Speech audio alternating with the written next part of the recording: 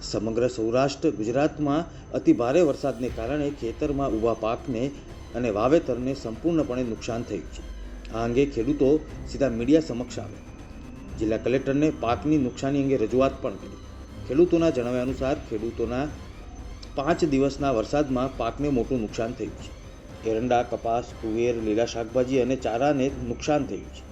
ખેતરોમાં 50% તો કેટલાક ખેતરો સંપૂર્ણ ધોવાઈ ગયા છે। તાત્કાલિક નુકસાનીનો સર્વે કરાવીને રાહત આપવાની માંગ કરવામાં આવી।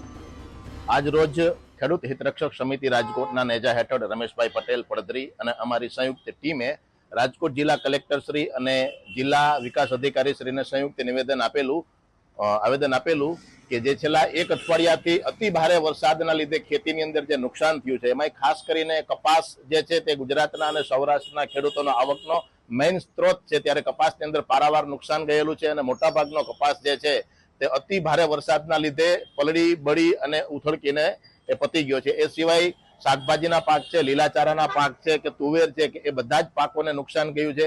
તમામ મીડિયાના મિત્રોએ ગામડે અને ખેતરની અંદર જઈ અને જે સર્વે કર્યું છે, જે એના રિપોર્ટિંગ લીધા છે, તેની અંદર પણ એ બધું સ્પષ્ટ જણાય છે। સરકાર સર્વે દર વર્ષે કરે છે અને વળતરની જાહેરાત કરે છે, પણ જે ખરેખર લાભાર્થી ખેડૂત છે, ખરેખર જેને નુકસાન ગયું છે તેના સુધી તે સહાય પહોંચે, તેને લાભ મળે, તે અમારી મુખ્ય માંગણી છે।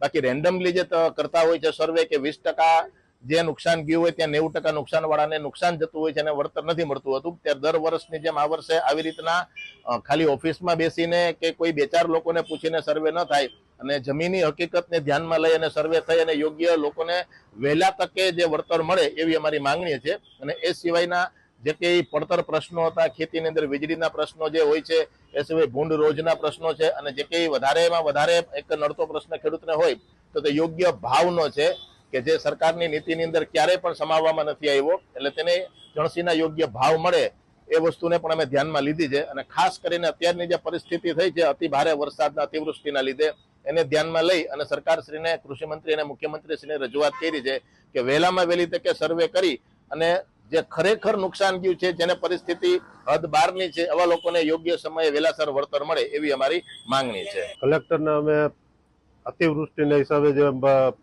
પાકને નુકસાન થયું છે એ નુકસાનને વળતર સરકાર વહેલાસર ચૂકવે એના માટે રજૂઆત કરવા આવ્યા છે। અને નુકસાનીમાં કપાસ, તુવેર, લીલા શાકભાજી, એરંડા આ બધાને મોટા પાયે નુકસાન થયું છે। ઓલ ઓવર શાકભાજી તો નાશ જ પામી છે।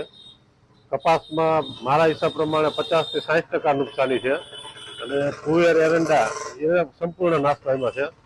અને ઓલ ઓવર ગુજરાતમાં આ વરસાદને નુકસાન કર્યું છે। તો ખેડૂતને વહેલાસર વળતર સર્વે કરી અને વળતર મળે એ બાબતની અમે કલેક્ટરને રજૂઆત કરી છે અને આવેદનપત્ર આપ્યું છે। ખેડૂતને ફાયદો થાય એવું સરકાર કરે અને ઓલ ઓવર જે વીજળી ખેડૂતને મળવી જોઈએ એ પ્રમાણસર વીજળી મળે, ભૂંડ રોજનો ત્રાસ છે એના માટે પણ સરકાર પગલાં લે અને આના માટે ભૂંડ રોજના ત્રાસમાં ખેડૂત બહુ પરેશાન છે।